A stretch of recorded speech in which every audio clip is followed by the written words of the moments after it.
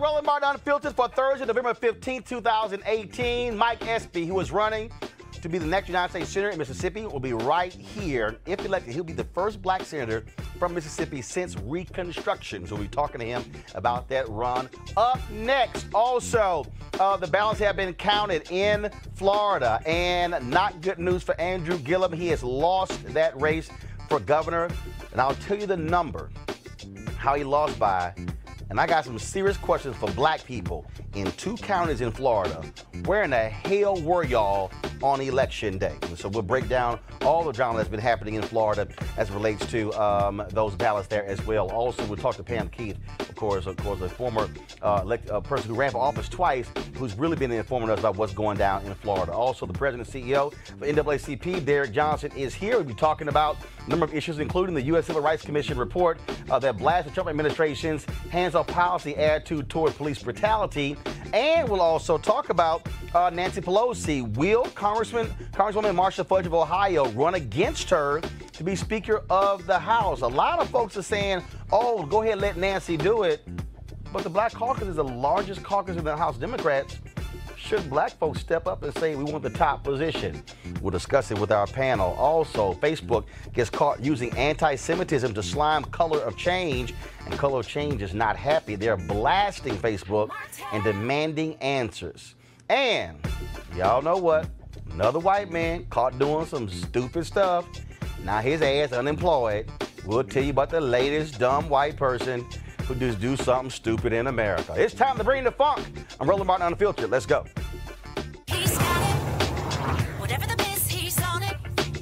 Whatever it is, he's got the scoop, the fact, the find. And when it breaks, he's right on time and it's rolling. Best believe he's knowing. Putting it down from sports to news to politics. With entertainment just for kicks, he's rolling. It's on go, roll, y'all. It's Roland Martin, yeah. Rolling with Roland now. He's funky, he's fresh, he's real, the best, you know he's Roland Martin now.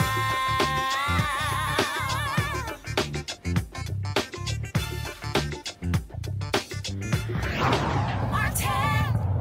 All right, folks. The election, of course, was on November 6th, but we still have some contested races. You have some Democrats who are still winning in California and Maine, increasing the Democrats' lead in the House. But it's not settled in the United States Senate. There's one race that is still has not been decided, and that is in Mississippi, where Mike Espy, he is the former congressman from that state, also Secretary of Agriculture. He, of course, is running against an incumbent who has no problem with public hangings. Of course, if elected, he could be the first African-American elected to the U.S. Senate from Mississippi since Reconstruction. Now, here's the deal. On November 27th, there's going to be a runoff.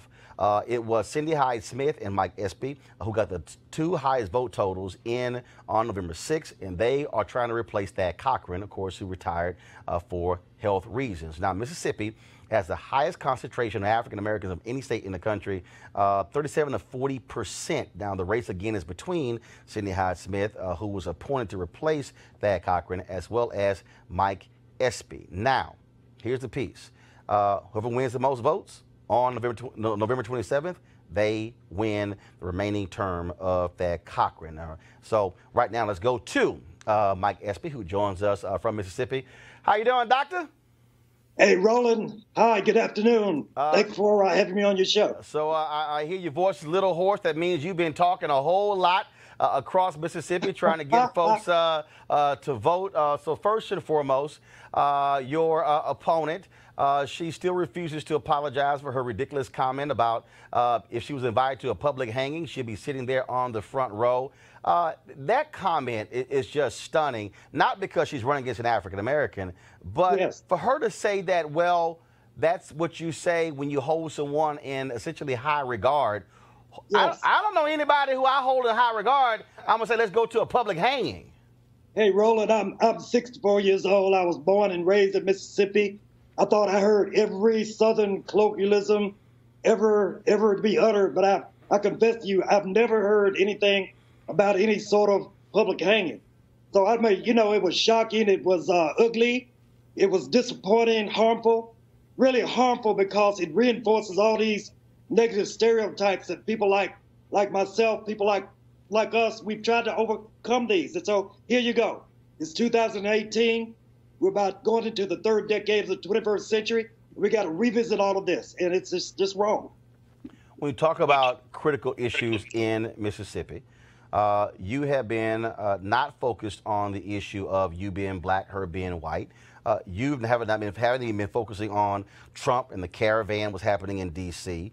You really stuck to core issues affecting the state. How do you believe that is going over in Mississippi with the voters there, black and white? Going over very well because we saw the results of it Tuesday a week ago. You know, we essentially are tied with Cindy Hyde-Smith, even though she got support of President Trump, the governor, you know, the leadership of the U.S. Senate, who are Republicans, and a lot of corporate support. We tied her 41-41, even though she outspent us 5-1. And I did that based on focusing on the issues. In Mississippi, the number one issue in Mississippi, as it is across the country, is all about health care. You know, we had 5 rural hospitals to have announced their bankruptcy or their closing within the last 4 months. And that is because the leadership of our state did not accept the Medicaid expansion money that was offered them under the tenure of President Obama. So now those chickens are coming home to roost. You know, there's uncompensated care, and those hospitals that used to have that little piggy bank of the Medicaid money, that piggy bank now is bare.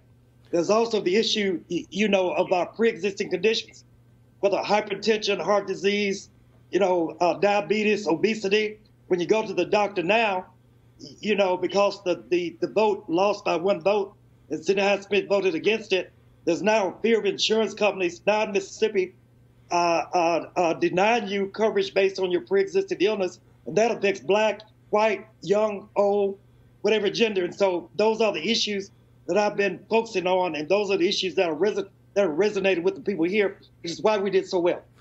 But how do you get white people, broke as hell white people, to understand that they literally are voting against their own economic interest when they vote for Republicans who want to get rid of the Affordable Care Act, who don't want to have Medicaid expansion? This is not just Mississippi. We've seen this in North Carolina. We've seen this in Alabama. Look, in Kentucky, they elected a Tea Party governor. They voted for Donald Trump, and these broke white folks are crying and saying, oh, my God, I hope they don't touch my Affordable Care Act. I'm like, what the hell y'all thinking?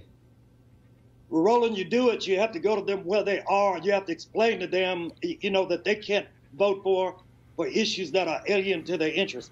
And, you know, we've done this before. We've made this uphill climb before. When I ran for Congress in 1986, I was 30 years old. And we won in a district that was about 50% black population, right? But if you discount for voting age and registration, it was more like 47%. So we won that district then in 1986 with 85% of the black vote, but 11% of the white vote. So when I ran again, you know, I ran in 86, 88, 90, 92. I never lost a race for Congress. We won that last race with 95% black and 40% white. And that difference between 11 and 40 was all about service. They know that I'll represent them, whether they're white or black, whatever the income issue is, they just know that I would represent them, and I'll do the same thing here. So now it's been 20 years since I've run for anything, and some of them have forgotten me. So now it's just my job and the job of my campaign to go to them and just say, look, you know, when your child, you know, the pathway to success is through the college door. Don't you want to have someone to help you have your child get through that college door without inordinate debt? And when they graduate from that college, whether it's Ole Miss, Mississippi State, or Jackson State, or wherever, don't you want to make sure they graduate with no student debt or very little debt? So, you know, at some point, this message is going to break through. It already has, because, you know, Roland, I can't win with black votes alone. I have to have enough crossover votes to do it. And we saw record crossover votes Tuesday before last. So I think we're going to do all right. You have to have crossover votes, but let's just be honest. You need a massive black turnout that is 80, that first of all, bare minimum is 80% in those counties, really 85, 90. What are you doing to do that? What are the boots on the ground? What is the turnout plan? How are you reaching these folks? Because the other problem is you got a short window. The election is, of course, the Tuesday after Thanksgiving. And so, frankly, a lot of people are tuning out beginning next Tuesday, if you will. And then the problem is the election is a week later. Well, we have to first make sure that they understand that it's okay to have Thanksgiving and celebrate your families and praise the Lord for what He's given all of us. But, you know, don't get lazy, okay? You know, you got to get up and you got to come out that next succeeding Tuesday and come and vote for your future and go ahead and dispatch your civic obligation. So you asked me how we're going to get out the black vote, and I agree with you. We got to have a massive black turnout.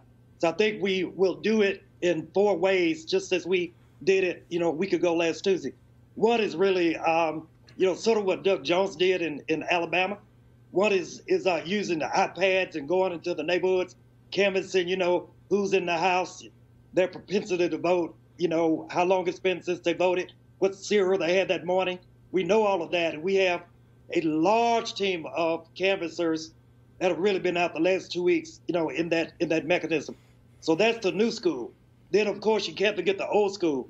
That's going through the political leaders, you know, and I know the NAACP is nonpartisan, but we do have people who are NAACP members who are also, advocating for us and doing that on their own time. So, and then other groups, the fraternities, sororities, the Masons, the Eastern Stars, they're all out there for me. The third thing you have to do is, of course, the churches. We have a large contingent of churches with pastors that are already and invigorated, and again, are poised to tell their parishioners and those in their church, do not forget about voting for Mike Espy on the 27th. And then the last thing is Cindy Hyde-Smith, what she said to stir up the vote. She said it, about these public hangings. So no one is going to forget that. She has incited passions in the black community like you've never seen before. And they're not going to forget that. And I think she's going to be sorry she said that. Last question for you. You have a big debate taking place on Tuesday night there in Jackson, Mississippi. What is going to be your focus? What are you trying to get accomplished in that debate? Well, I'm going to answer every question that they're asking because I'm not sure what those questions will be. But I just want to make sure everyone listening on understands that I'm very competent. I'm very experienced. I completely understand the issues. It's at at a farm center, and you're going to be debating the guy who was United States Secretary of Agriculture. So I'm very familiar with those issues. But beyond that, we're going to talk about education, health care, student debt. They want to talk about global issues. We'll be ready for those too. But I want to tell everybody that I don't care about your gender, about your race, about your sexual orientation or your disability, your religion, even your party. I don't care. I'm a Democrat. I am, but I'm a small I independent Democrat. I will be accessible to everyone. I'll be independent. No one can tell me how to vote or who to see. And I'm just whatever I can do to promote the interests of Mississippi first. That's what I'm going to do, and that's my position in this debate and what I'm going to try to bring across. Well, I'll be in Mississippi on Monday. The Be Woke Vote folks, of course, our effort is to encourage as many people to vote as possible. So we'll be on the ground Monday, and then, of course, let Pastor Jerry Young know that I'll be there speaking to those pastors. He's assembling on Tuesday at 11 a.m. There in Jackson as well. He asked me to say a few words, and so we certainly will be there as well. So we'll be doing Roland Martin Unfiltered from Mississippi on Monday and Tuesday, and so we look forward to being there and seeing what takes place. Mike Espy, we certainly appreciate you coming on the show. Good luck, and drink some hot water, lemon, and honey to save that voice. Thank you, brother. I look forward to seeing you, and I'll be there with Jerry Young. Thank you very much. All right. Thank you so very much. I want to go right now to our panel. Joining us is Derek Johnson, President and CEO of the NAACP, former head of the Mississippi State Conference of the NAACP, so he knows this race quite well. Also, A. Scott Bolden, attorney, a former head of the D.C. Democratic Party. Unfortunately, he's also a Kappa. But we've got him sitting next to, of course, Dr. Greg Carr, chair of the Afro-American Studies Department at Howard University. Yes. And proud Alpha man. Proud Alpha. And DJ Jordan, director of the Pinkston Group as well here. Derek, I want to go to you. When we talk about this race, people, I've been corresponding with some people in Mississippi, and this is what's amazing me. I've had black folks say, there's just no way he can win. In the general election, only 700,000 people voted for the three candidates on November 6th. We all know that in a runoff, it's typically a lot lower turnout. There are 750,000 Democrats in Mississippi. Black folks, huge percentage. He can actually win if there is a large turnout. It's a turnout game. This is not about appealing to communities outside of the norm of where he knows the votes will come from. Mississippi, 2.8 million population, average statewide election, we're looking at between 600,000 to 900,000 voter turnout. This midterm election turned over 700,000. That was a huge increase. The drop-off for the runoff is going to be substantial. If he can get black folks back out, he wins. If he don't, he won't. This is not about appealing to individuals to convince them to vote for him, because racial black voting in Mississippi is perhaps the strongest of any state outside of Alabama. And at the end of the day, the white folks who are going to support him, he got them.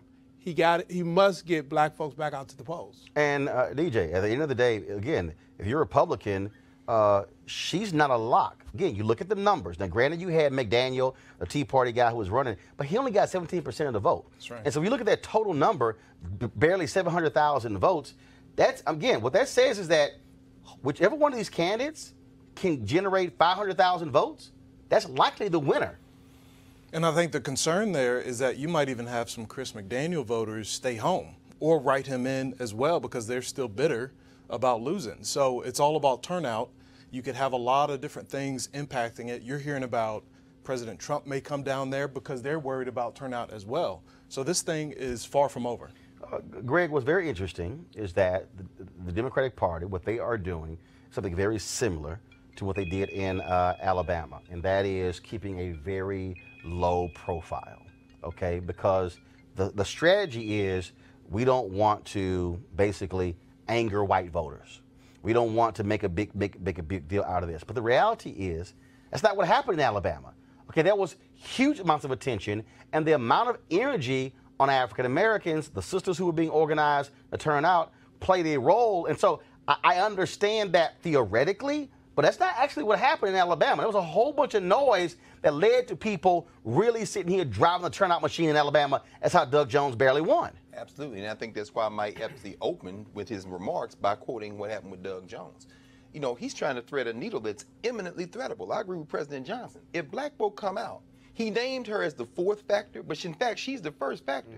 Cindy Hyde-Smith with this public lynching thing, and Mississippians know their history. The fact that the governor of Mississippi is related to the guy that killed Emmett Till, black folks are mad as hell in Mississippi. Now, if Tom Perez and them want to shake in their boots, if they want to put any boots on the ground, if they're not going to help Mike Epstein, they can still do what they need to do. Well, they have boots on the ground, but again, this whole idea, Scott, of keeping this low profile, that's not how you get people to turn out.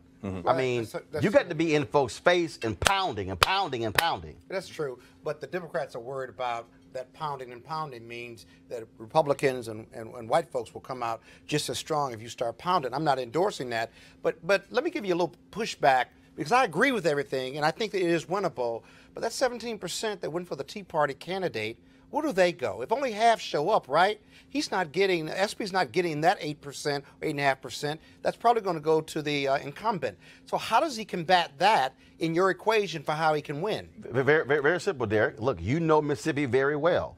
When you look at the numbers, there are counties in Mississippi that are 50 and 60 and 70% black. Yes. He's got to hit 80 to 90% in those counties. Well, he would get the percentage of those who vote from the black community. The question is, will he have enough black folks to vote? Right. And let's not assume. So it's not 85, 90%. It's how many comprise 85, 90%. Right. And I'm going to break this thing down in a second when we talk about Florida. And I'm going to show you what happens when black folks don't turn out. And let's be very clear. The Democratic Party is not playing a low profile in Mississippi. There is no infrastructure the Democratic Party has invested in over time. Because the disinvestment in the South over the last 20 years has crippled the ability of the National Party to play. Politics are bottom up, not top down. Because they keep saying, we can't win. We can't win. Right. And you can't win if you never try to win. This is about consultants. This is about consultants. White consultants. Who drive the conversation to areas and states where they can generate more revenue. In the South, it's a black game. You can't come out of the Southern primary without coming black. Bernie Sanders, South Carolina, he lost. Why? Because he had no relationship with Jim Clyburn and the black community. And when you leave out of the South Carolina primary, you in Super Tuesday black reality. And the Democratic Party in the South is a black reality, and the National Party has disinvested in that reality. And DJ Republicans have benefited by Democrats not running, and this is what we saw this year. You saw Democrats in North Carolina run everywhere, run in every positions. They flipped 10 or 12 seats in North Carolina. They flipped 10 seats in Texas.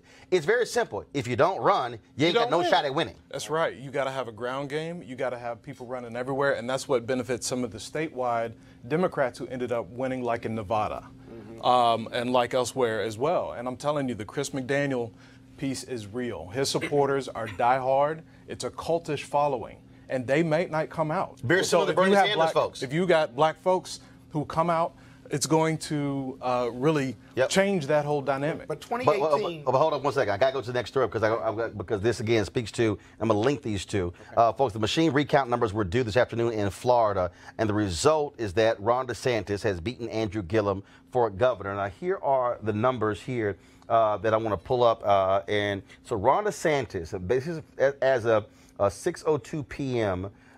From the Associated Press. Ron DeSantis got 4,075,000. Guys, do you see my iPad? There we go. 4,075,473 votes. Andrew Gillum, 4,041,775. What that means, folks, is that Andrew Gillum lost the governor's race in Florida by 33,693 votes. Now, here's something that's happening there. A judge has given thousands of voters with rejected ballots time to fix the signature problems. More than 3,700 ballots are in dispute, and voters have until 5 p.m. Saturday to fix any signature mismatch problem. Now, Governor Rick Scott is appealing that because he, of course, wants to win. He is leading incumbent Senator Bill Nelson by just 12,000 votes. Palm Beach County did not finish their machine recount in time, and the Nelson campaign has filed a lawsuit to have a hand count. Because they say the machines are failing. They're overheating in Palm Beach County. Now, Florida Secretary of State has ordered a hand recount all over the state. And Nelson isn't unlikely to gain enough to win unless the undervote in Broward County for Senate is corrected with a manual recount that started today. Attorney and activist Pam Keith joins us right now from Florida. And Pam, obviously bad news for the Gillum campaign. But for Democrats, they are holding out hope that with these ballots and by doing a hand recount, that Bill Nelson could somehow make up 12,000 votes to surpass surpass Rick Scott. Yeah, Roland, it is kind of sad news because of the machine recount. And you did report accurately that Palm Beach County, which is where I live, had real problems with these machines. They are antiquated. The machines in Palm Beach County were from 1997. And so they were overheating, they were jamming, and that slowed down the machine recount.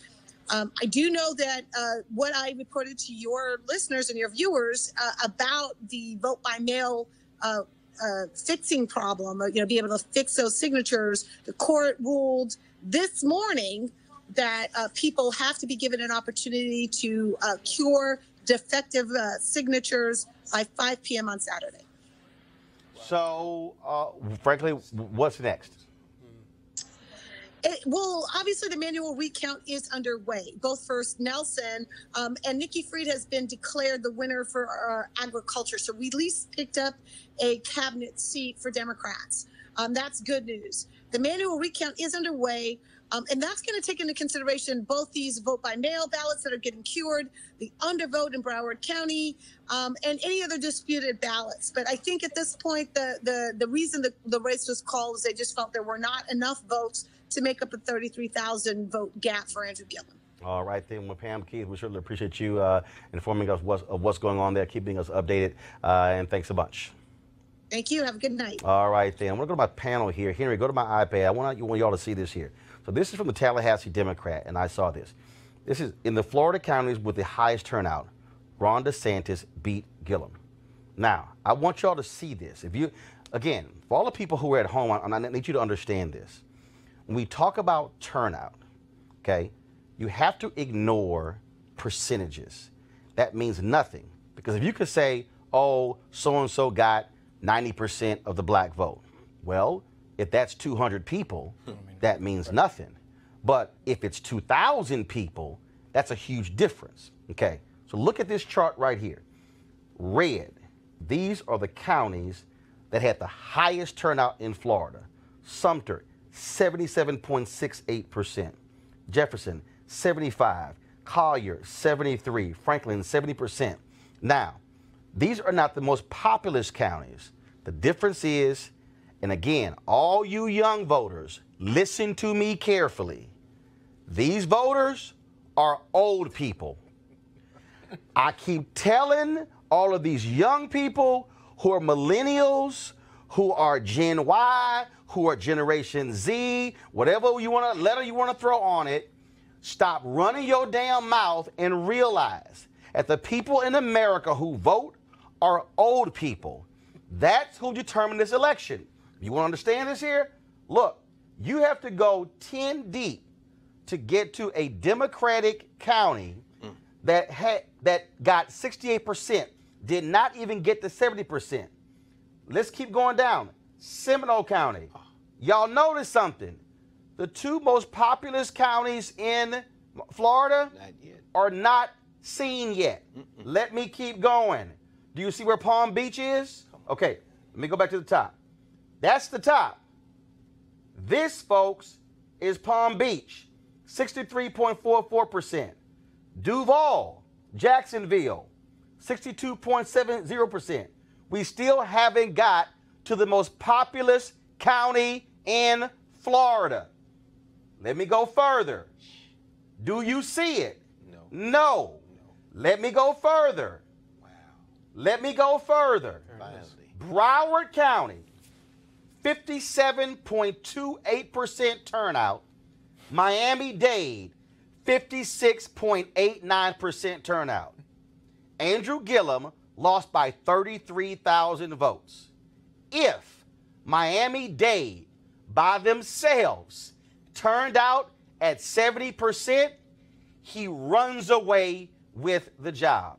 If Broward turns out at 70%, it's not even a close competition. Where are the rich black voters in terms of that Andrew Gillum was depending on? Miami-Dade and Broward. How many times was Obama in Miami-Dade? How many times was he in Broward? Derek, this is the point. I talked to some Gillum people and they said, man, they think the day before the election, polls said Gillum was going to win by 4 points. People were like, oh, he got it in the bag. You don't win jack until ballots are counted. This is turnout. Not only is it turnout, it is a question for election reform in ways in which we have to expand what our imagination is. One thing she said earlier, that the machines in Palm Springs was from 1997. Palm Beach, yeah. Palm Beach. That's malfeasance. But as a result of the 2000 election, we had the Help American Vote Act, where every state received a bunch of money to buy new machines, and it was up to the individual counties to purchase the machines. That means Palm Beach County didn't purchase new machines. Right. That's point one. Point two, if we stop talking about democracy in this bubble of the Voting Rights Act and expand, Australia, 96% of the population vote. Over 200 countries use compulsory voting as the mechanism of turnout. In Canada, 92%. In Germany, 93%. And we are saying it's a good turnout if we're talking about 70%. That's not representative government. Part two, we have to stop listening to polls. They are wrong. Mitt Romney didn't have a concession speech in 2012 because all the polls said he was going to win. He lost. Trump didn't have a secession speech in 2016 because he just knew he lost. He won. We cannot rely on polls because the only poll that matters is the final count at the end of the elections. And then finally, if we really begin to understand the nature of politics, it is never about the party running the game. It's about the people running the party. Right. Parties are vehicles for agendas. And those agendas are set by the constituency base that make up the party. We have to stop looking for something coming out of D.C., whether it's Republican or Democrat, to run the game. It's a bottom-up game, not a top-down. That's the lessons for the civil rights movement. It's not about a speech from an individual. It's the collective consciousness of the communities that move the needle, not in Selma, but in Lowndes County, Alabama, where you're seeing the true nature of power being demonstrated. Scott, I know somebody's watching, and they're saying, oh, Roland, you blaming black people. No. What I'm saying is, them white folks in those red counties, they showed up. Yeah. And the reality is, Republicans, if you win, your people show up. There you go. And if you Democrats, if you win, because your people show up. At the end of the day, those who show up, they determine who the winner is. And that's why I use the phrase, vote or shut the hell up. Right, right. We got to do something differently. I agree with everything you said. At the same time, though, what we're doing, how we're doing it, how creative we're getting. I mean, we're really doing the Republicans' work for them by not showing up because they show up. But we got to figure out a way, Roland, to get Go TV, Get Out the Vote, and voter education differently. Because we spend millions, if not more, on voter education, Get Out the Vote every 2 years in every election. But that's the and problem, our people Scott. Don't vote. No, but that's the problem. What's the problem? I'm saying it is. No, it's because what we haven't done, Greg, is we haven't paid attention to our own history. Dorothy Cotton's job with SCLC was citizenship education. You could not say, I'm rolling Dr. King. No, you're not. You got to go through that program, and when Dorothy Cotton say you are ready to go out, then you can go out. And it's year-round. Yes. Right. In her book, she said they brought them in, they assess what was in your brain, Right. and then they said they reprogrammed you, Right. then sent you out. That's right. What has to happen is we have to return to citizenship education. That's right. That is year-round. Teaching people, Greg, teaching them this is what county commissioners do, and city councilmen do, and DAs, and what the judges do, and walking people through it, because people are walking around utterly clueless, and then they say, well, you know what? Literally, I got people right now who are on, I see you on Facebook, and they're saying, well, Andrew Gillum, he never said what he was going to do specifically for black people. Come on. It's a whole bunch of these people out here, and look, and I've been calling them out for 2 weeks, who keep saying, well, if you don't present a specific black agenda, well, guess what? The white folks sure showed up. Puerto Ricans sure showed up. That's right. And in reality, if you were paying attention, Greg, he was talking about stuff that was specific to us, but those are excuses to me. Oh, yeah. Your thoughts, Greg? No, I agree. I mean, and I agree with what Brother Johnson has said. I mean, if you look at Septima Clark in South Carolina, citizenship education. Let's contrast this. You have these poor white people who have voted against their interests. They have elected a clown to be the governor of Florida who is going to harm them. We just heard Mike Epstein talking about these rural hospitals closing. What you have in America is a race-based country where white people are voting against their own interests, and citizenship education is not just a lens for black folk, it is the lens through which citizens begin to participate in their best interests. Citizenship education should be something we're all engaged in. Yep. And what Gillum and Stacey Abrams have done in Florida, and this speaks to the question, what you were raising, Derek, about the question of no infrastructure in the South. I think they have begun, they've laid the foundation for rebuilding a new Democratic Party in those two states. And this election, yeah, it may have slipped out of our fingers, but when this next election cycle comes out, I think we'll begin to see the benefit if they seize this momentum and do exactly what you're saying, put that education at the forefront of the next election cycle. For instance, DJ, Proposition 4 passed in Florida, 1.4 million people who were formerly incarcerated now have the right to vote.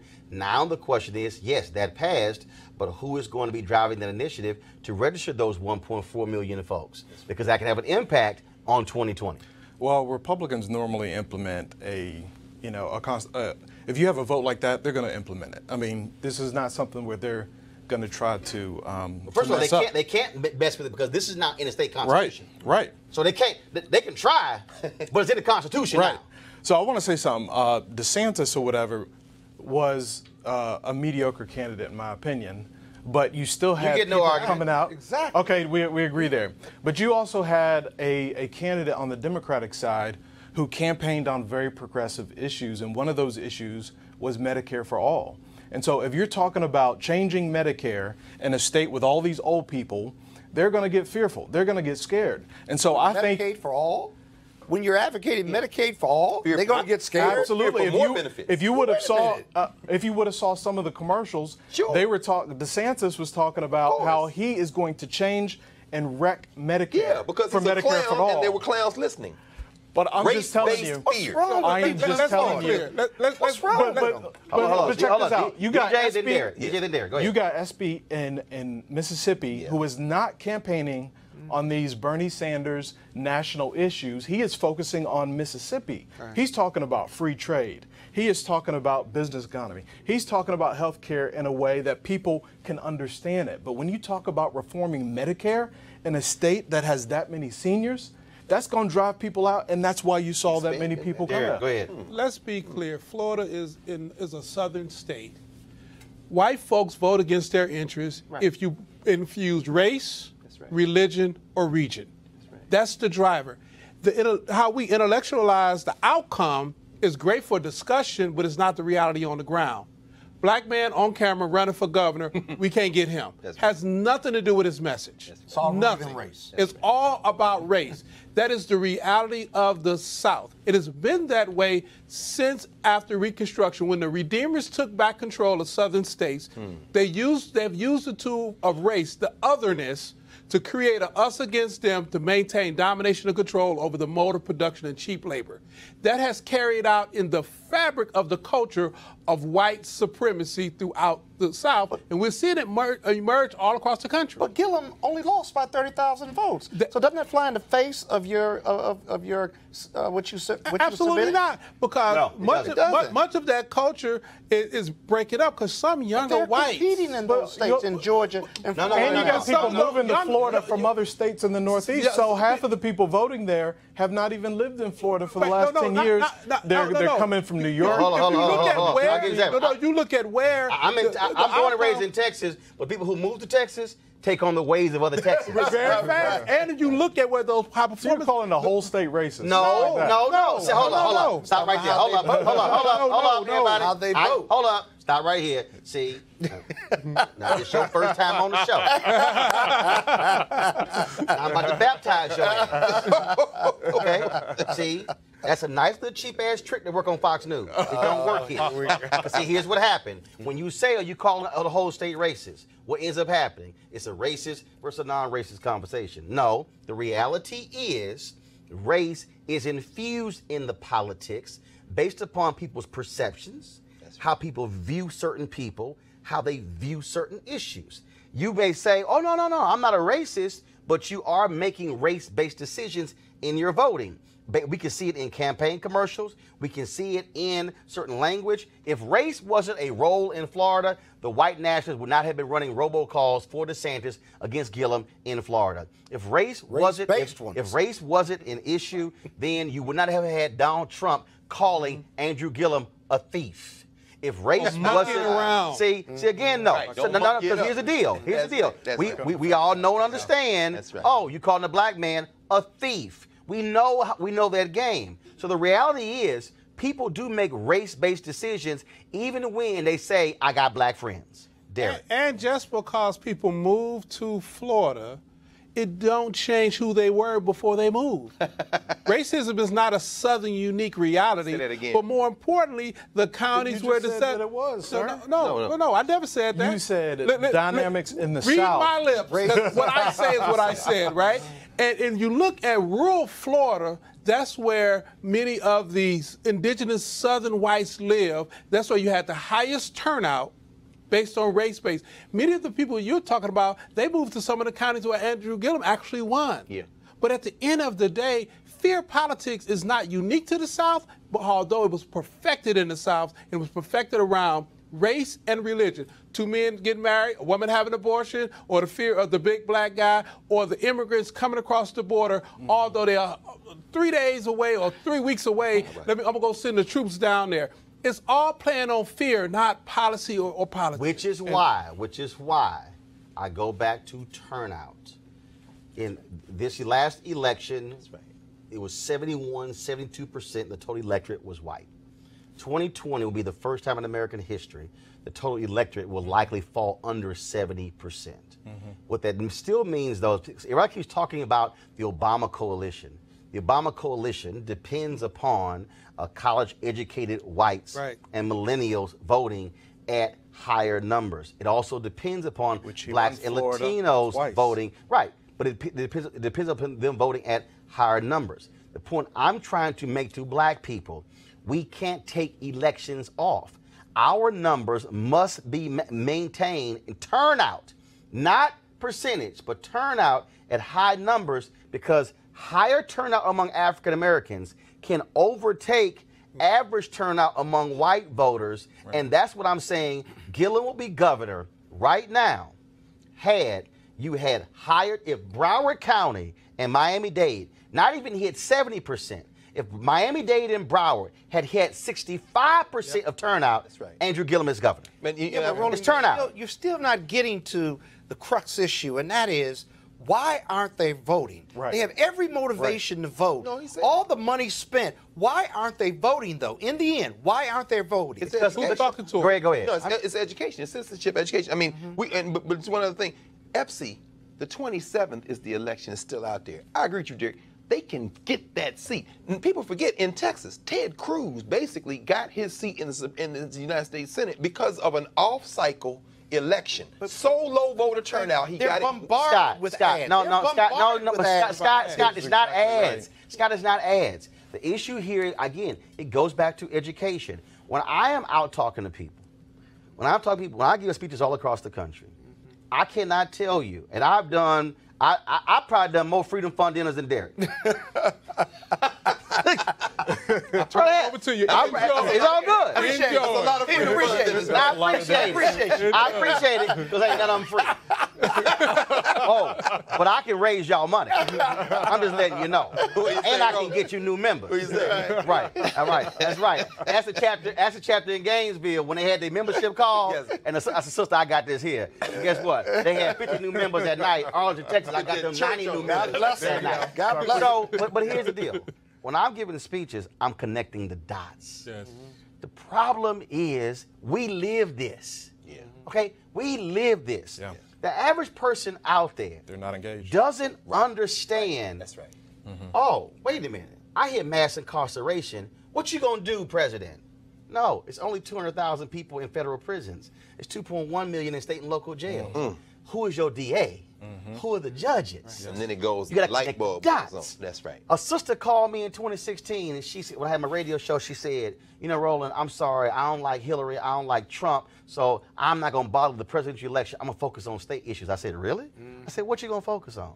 She said, well, I'm gonna focus on voter suppression. I said, well, you do know the North Carolina voter ID law went to the Supreme Court, and you do know who appoints the Supreme Court justices, the president. I said, you do know it went through the federal courts. You do know who appoints the federal judges, the president.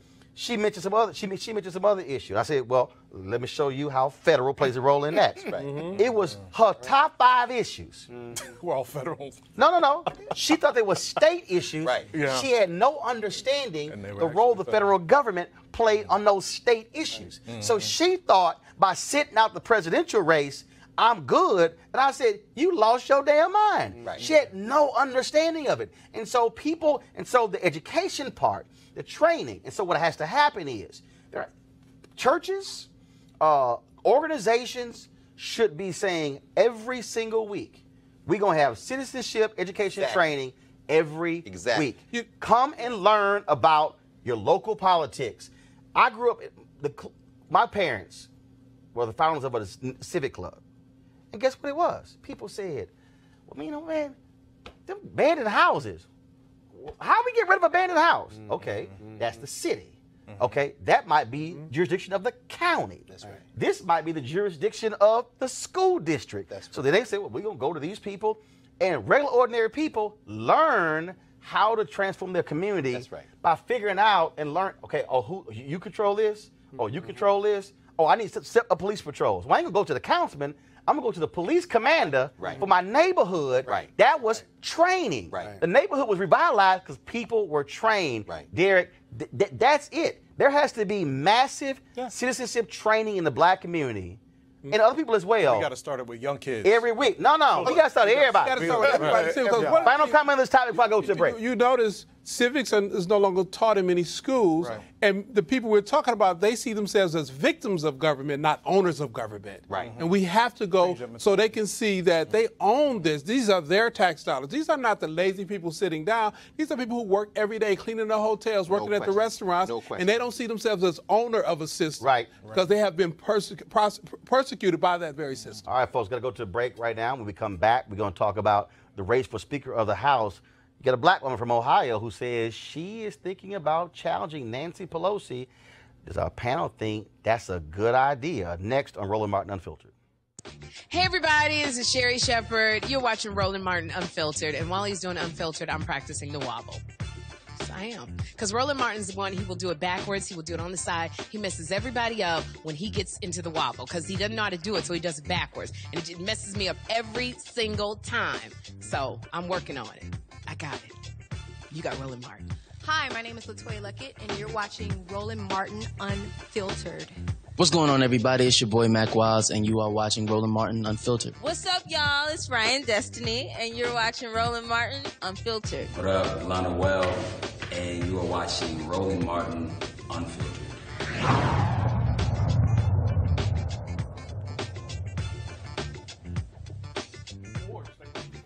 All right, folks. Nancy Pelosi says she has all the votes needed to become the next Speaker of the House, but other Democrats say, hold your horses. No, you don't. And one of the folks who said they may very well challenge her for the role is Marcia Fudge. She's a congresswoman from Ohio. She was the first female and first black mayor of Warrensville Heights, a suburb of Cleveland. She served there for 8 years. She was also chair of the Congressional Black Caucus from 2013 to 2015. Hillary Clinton appointed her permanent chair of the DNC convention in 2016 after Debbie Wasserman Schultz resigned as head of the party. Now, Fudge, who is 66 years old, she says she has been overwhelmed by support for her bid. Now, again, she has not decided whether she's actually going to challenge Pelosi. And so you got lots of dancing going back and forth. Jim Clyburn has announced that he is going to run for majority whip. That's the third highest ranking position among the hierarchy. You also have Congresswoman Barbara Lee and Congressman Hakeem Jeffries, both African Americans, say they will run to be head of the Democratic caucus. Go to our panel here. I already know some of y'all gonna go ahead and run y'all miles. Don't even try it. We had a couple of female panelists who dropped out today. And so they could not join us. Nice try, but I saw it coming. And so here's the deal here, folks. People were saying, you challenge Pelosi, oh my God, you're challenging a woman. Could be a woman challenging her.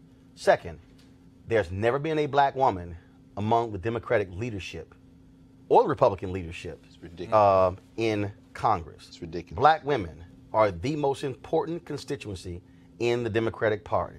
So the question for each of you, should Nancy Pelosi be challenged for Speaker of the House? Absolutely. Because it's good for the blood of lifeblood. I mean, when Ocasio-Cortez is protesting, we get it. That's all cool. Fudge, by doing this, should be making a statement. You don't have a right to inherit the speakership, and it's interesting to see that Tim Ryan talked to her. Like, in other words, she's going to get support beyond the congressional. Tim Ryan, of course, opposed Pelosi last time, and of course, Fudge did not support Pelosi. She backed Tim Ryan. Both are from Ohio, and of course, Tim Ryan wants to run for president of the United States as well. Greg, go ahead. No. That's it. But so either you're in or you're out, because the discussion is really moot at this point. You challenge Pelosi at your own political risk, though. She has raised millions of dollars around this country. She has been speaker before. She has been an iron-fisted speaker with a successful record of leadership as speaker. You challenge that at your own risk. But here's the piece, though. No one can match her record. But here's the piece, though, Derek and DJ. There's no larger caucus in the Democratic Party. And if she tries to bring a hammer down on Fudge for running against her, right? The black caucus. She won't have to. No. You just lose. No. She won't have I to got bring you. a hammer Derek, down. go ahead. You know, it's not only that Congresswoman Fudge and Congresswoman Barbara Lee is running, they are perhaps the most capable, smartest members of Congress. Yes. Congresswoman Barbara Lee served as chief of staff for Ron Dellums for multiple years. She understands where all the bathrooms exist. She understands how to write a bill and how to interpret. That's the key here. We're talking about competent, capable women who are strong. Competent, though. No, I'm not presuming. No, I know. I presume. Not just I know them too. And No. Elections are. Can they win? Elections are nothing more than popularity contests. Exactly. Right? Now we have competent individuals. Now, can they win? I'm not in the bubble of the Democratic caucus. Therefore, I don't know how the votes line up. Should they run? If they believe they can win, yes, they should run. And there is no hammer Pelosi can bring down. Not only is the caucus the largest caucus, the black vote is the foundation of the party. I dare see someone try to retaliate against a member of the caucus and what happened. She's got outside organizations like the largest unions in this country supporting her and on the phone calling those very members saying we're backing Pelosi. Don't do it. But let me. And those very labor unions undermine their contributions to black members, so there are no loyalties there. You're absolutely right. Therefore, there's no hammer to bring. So DJ, here's what's interesting here, okay? Because this is what I've heard. I've heard all the people talk about how Democrats won the House because of Pelosi. let's No, hold on. not really. No. I said others have said. Did I say you? Well, you were looking at me. I wasn't looking at you. Stop looking at me and asking me If I said it was you, I would have called your name. Here we go. See, I've been trying. Just because you got a cute little flower on your lapel, don't act like I'm gonna jump. I'm gonna jump in that ass. Know what it means. Just letting you know. Just letting you know. Real men will I'm gonna beat you down so bad you're gonna be hollering, Erica, come get him. Get him off of me, Erica. Get him off of me. Come on. But DJ, here's the deal. Everybody forgets. Dems lost the House. Yeah. Under Pelosi. Under Pelosi. Right. Republicans, you lose the House, you don't come back as Speaker of the House. That's right. First of all, the Democrats did not take over the House because of Pelosi. They took over the House because of Donald Trump. So that's one thing that you got to be clear. And plus, Pelosi went into hiding in the last 30 days of the election. Did you guys see her out at all? No, you didn't. She campaigned for different people. But she wasn't in public events. She wasn't doing press or whatever. Strategic move on her part. So it what? was a strategic move because she knows that she is the boogeyman of the Republican Party. She is the savior of the Democrats on the Hill. I wouldn't As it worked in 2010. Speaker. And you know what I'm talking. So why did you have more than disagree 20 with you. individuals say that they would not support Pelosi? And they're Democrats. Well, they're trying to run. Yeah. I mean, but let's be 20 clear. is nothing. There, go ahead. Can I say this? Make this one point too. Go ahead. Look at the average age of Democratic leadership right now in the House. They're in the 70s. Sure. Okay. No. Most of the people. They damn near 80. Yeah. No. They ain't in the 70s. They not 75. No, they acting like 78, 79. I'm not one. So the leadership is not reflective Greg, of go the ahead. coalition that just won you that. I'm not a down. person who gets into ageism, particularly when you got the GOP men like Orrin Hatch doing like this. So I really don't have to. And plus, Maxine, 81, she gonna be y'all ass. No, but this is interesting. And Lauren Victoria Burke said this last week in the wake of we talking election coverage. You know, when you think about the fact that the CBC doesn't vote as a bloc, I mean, Jim Clyburn has already come out and said, I am voting for Pelosi. For me, it might be a strategic move for Marsha Fudge because if I had to pick between the two, and I agree with you, Derek, they're beyond capable. They're extraordinary. Exactly. Right. I would prefer Barbara Lee go for it. But perhaps with these two sisters going up, they're going to get one of them in one of those leadership positions, and then 2 years from now, maybe they make the transition. I'm looking at Barbara Lee like she's. And let's also say this here. Right. Every time I hear somebody, including you, talk about how much money Pelosi raised, let's just be honest. If you the damn Democratic minority leader, you're gonna raise money. Right. I mean, it's not like you not gonna raise money. Here's a question, because I'm not advocating that they don't run because they're very competent. Here's the question, though, right? How do they win? What is their strategy? It may be inside politics, but listen, we all intellectualize politics. How does anyone challenging Pelosi win? Here's What's how the you strategy? Win. Here's how you win. First of all, she has to get a majority. 218. Here's the I think piece. it's If 218. she's under the majority, let me tell you how it works in that caucus. Interesting. You don't get 218 on the first round. That's right. Oh, the sharks come out, and they start flipping. And so, what Fudge is likely doing, they're sitting here going, okay, what are the numbers? Those freshmen, okay, how are they going to vote? You still have some races. Look, you just had the race in Maine that was just decided yesterday. That's exactly right. California, day before yesterday. Right. So you got several that are still outstanding. Right. If they're looking at 30, 40, 50, I think when I'm gonna pull up in a second how much Ryan lost, I think he got 65. If all of a sudden she looks up and it's 90-95, here's the other piece. It's secret ballot. So when Pelosi says, I got the votes, well, that's one thing. The other thing is, I go back to the power of the Black Caucus. Will the Congressional Black Caucus be like the House Freedom Caucus? The House Freedom Caucus was 30 members. Right. It's going to be like 54 or 55 black CBC members. Are they going to say, hold up, maybe 4 or 5, maybe 10 go Pelosi? That means it's 40 or 45 over here like this here. You got 45 votes. Yeah, but do colleagues look at the CBC in the House the way the Republican colleagues looked at the Freedom Caucus? Are they as powerful as the Freedom Caucus? Hold up. No. The reason that's wrong. Okay. You're wrong because Nancy Pelosi, 2 years ago, she got pushback saying leadership was too old. So she then said, okay, well, we're going to put term limits on the assistant position, which Clyburn had. But she created No, those assistant wait a minute. That's how Clyburn got Wait a there. minute. They had, first of all, they had to. And they demoted him. No. Yes, they did. They demoted No, him. they did not. Okay, they did. Congressman from Maryland. No, they put in No, that they leadership role. didn't. No, they didn't. Okay. No, they did not. When the Democrats were in control, they have a Speaker of the House, Majority Leader, Whip. Exactly. Top three positions. When you lose that, you have minority leader, whip. You only have two positions. They created third, so he was still in a third position like it was in leadership. What Pelosi did was she said, I'm gonna bump him down, put term limits on this thing for a younger member. Black Caucus said, You're not going to do that. Really?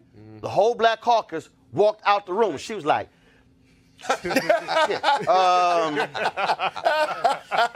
I guess that didn't go over well. And guess what happened? Let me try something else. They all went to their office. All right. Guess who was the number three? Clyburn. And Derek and Greg. Let's not forget that during the primary, there were several members of the caucus and other members that Pelosi and the DCCC didn't support. They supported incumbents. Those incumbents got beat. Right. Now those caucus members are about to walk into position. They have no loyalty to Pelosi because they were at Boston. Ayanna wasn't supported by Pelosi and the DCCC. Hold on. Not just Pelosi. The CBC PAC did not support Ayanna. But no. They supported her opponent. The CBC PAC is not the CBC. Yes, they are. No. Yes, they are. CBC members supported Ayanna. There were some members. Did. Fudge did. Right. Richmond did. Right. Benny did. But the CBC PAC. It's two separate realities. Hold on, they ain't really that separate. I understand technically. But I got you, Derek. I got you. We got four vehicles. We got the CBC proper. Right. We got the CBC Foundation. Right. We have the CBC Institute, and we have the PAC. Right. Everybody don't play with everything. But they really do. But I got you. Hold on. I understand they separate, but they not. Absolutely not. You're making the point Lauren was Go ahead. Lauren was making last week. It is a Black caucus, but it's not ideologically rigid like this white nationalist extremist caucus known as the Freeman's caucus. No, right, exactly. Yeah. And I think that's the point being made. But if she is triangulated, if she's got enough votes from some of those folks who want Pelosi out, somebody's got to challenge Pelosi. If Fudge has the votes that are coming from beyond the Black Caucus, it is going to be very interesting because if she doesn't make 218, all bets are off. Now, we don't want to. I got to get y'all take on this, folks. The Congressional Black Caucus, folks, yesterday passed a vote of no confidence in Democratic National Committee Chairman Tom Perez. Now, it all centers around a number of issues, but the main issue was that Perez allowed the Democrats to get rid of superdelegates, which members of the CBC were. They were not happy about that. So basically what now happens is, in order to be a delegate, a superdelegate, that means members are not going to have to run against their own constituents. Cedric Richmond, who was the chair from New Orleans, he says that's grossly unfair. Now, give y'all some background, and I'm going to go to our panel real quick before we close this out. Here's the deal. Senator Bernie Sanders was blasting superdelegates, but he felt it was unfair. But here's what most of y'all don't realize. He's not a Democrat. He's not a Democrat. He's not a Democrat. But here's the piece. That's right. Here's the piece. Yeah. The superdelegate list was expanded after 1988 because of Reverend Jesse Lewis Jackson Sr. Reverend Jackson, after he came in second to Michael Dukakis, a lot of y'all don't know. Come on, bro. Okay. Reverend went essentially on a presidential bus tour going down to Atlanta. The Dukakis campaign was mad as hell because they felt he was getting too much attention. Reverend said, deal with it.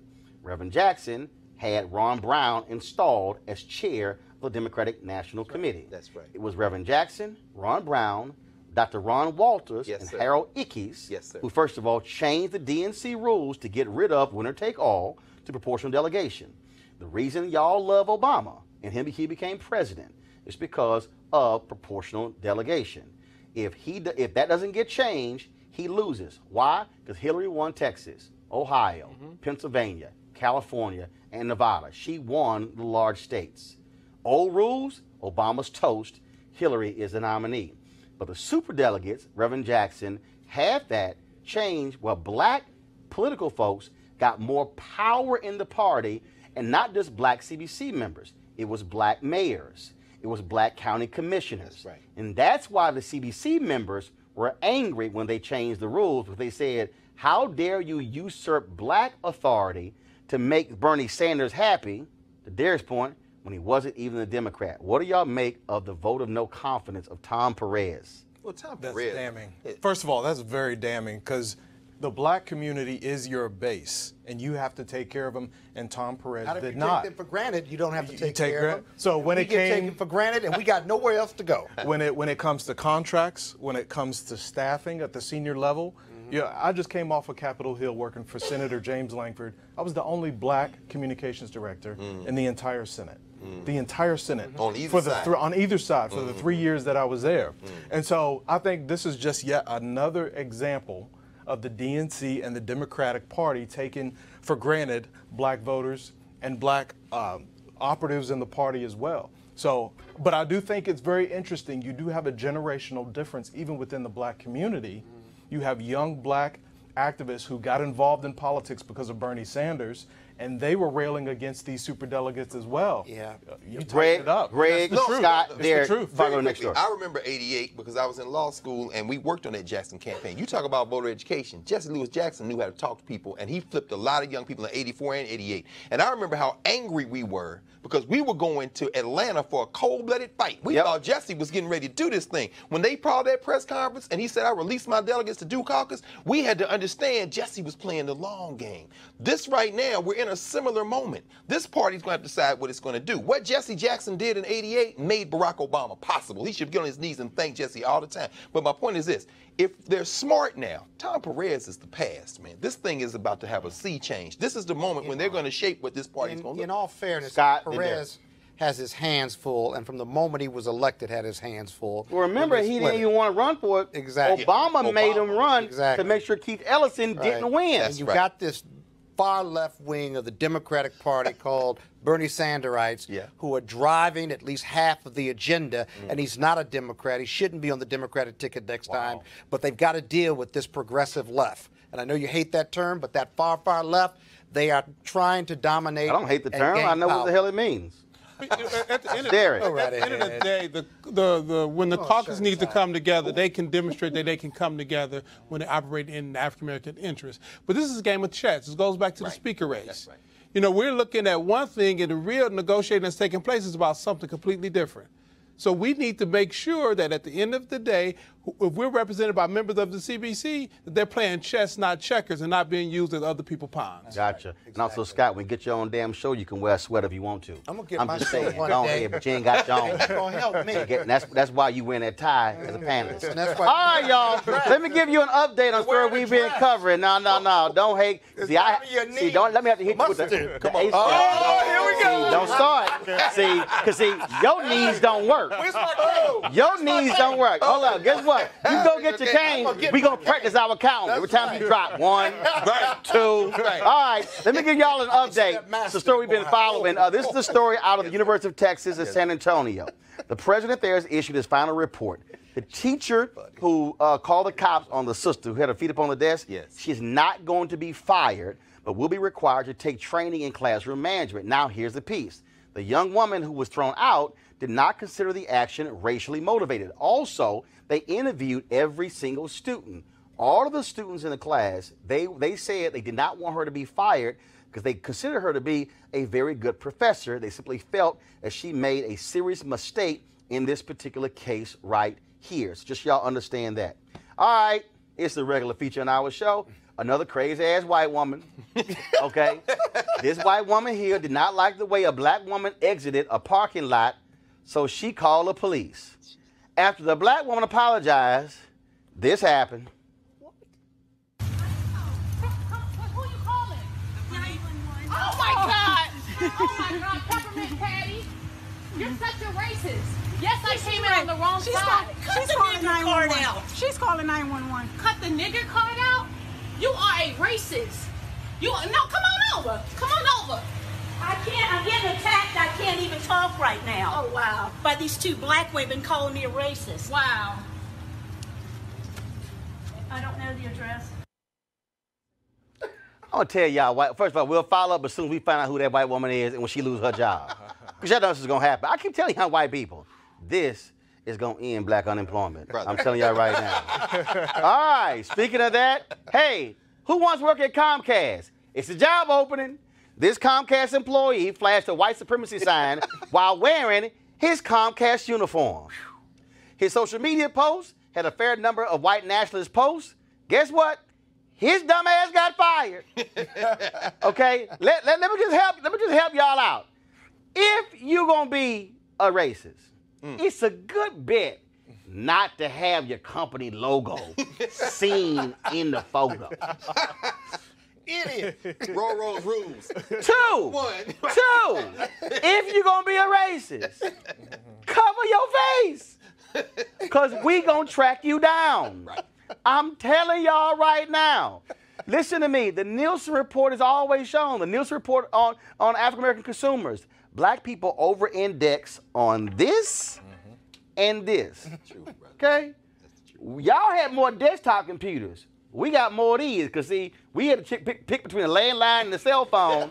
So we said, hell, we're going to go with the cell phone. So if y'all keep acting a fool, I'm trying to let y'all know. This is going to be a regular feature on Roland Martin Unfiltered. The segment's going to be called Crazy-Ass White Women and Crazy-Ass White Men.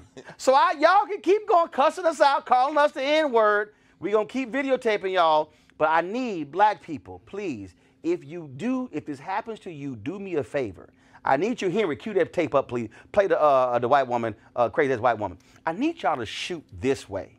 I need y'all to shoot landscape, horizontal. Because, see, here's the problem. Roll the tape, please. Roll the tape. Okay, y'all need to hurry up. See, if y'all shoot this way, we got the black bars on the side. I need to see that white woman in the whole frame. So if y'all shoot, see that? See, the problem is we had to put the graphic up, it's vertical. So again, come back to me. So again, I need y'all to shoot like this so we can have her in the whole picture, okay? That's all I need y'all to do. Okay, first of all, DJ, thank you so very much. You feel better? You got baptized. Right. I only really took it easy on you because you got a cap on the panel right here. And so he got some of that heat, and you would normally get. But also, see, but you said you were press secretary on Capitol Hill. You won't like these other crazy black Republicans who come on here and say stupid stuff because they know I will light that ass up when you start lying. I'm an NAACP member, so I keep it real. Well, plus it's his birthday. So that's hold on. That's your black shield? That's your black shield? People before politics. Okay, here's my community before here's my politics. suggestion. Next time you come on, you better wear that damn lapel pin showing that so they actually know you a member. Okay. See? You don't have to do that. Wear what you want to wear. I advise you to wear that lapel pin. I'm just letting you know. Republican lapel pin. Yeah, just don't wear no cap or stuff. Greg, I appreciate it. Derek, I appreciate it. And Erica's husband, I appreciate it. All right, y'all, do me a favor, y'all. Support RolandMartinUnfiltered.com. Go to our website, join our fan club, Bring the Funk fan club, to watch our show. Now, here's the deal. We don't have a live show tomorrow because we have another great debate. Guess who I'm debating tomorrow? Come on, brother. Dinesh D'Souza. Now, y'all know he wrote that book talking about how, Democrats are racist, as if Republicans have not been. And so he and I go at it one-on-one tomorrow. Y'all don't want to miss this conversation because y'all know how I do. You know. Ask Scott.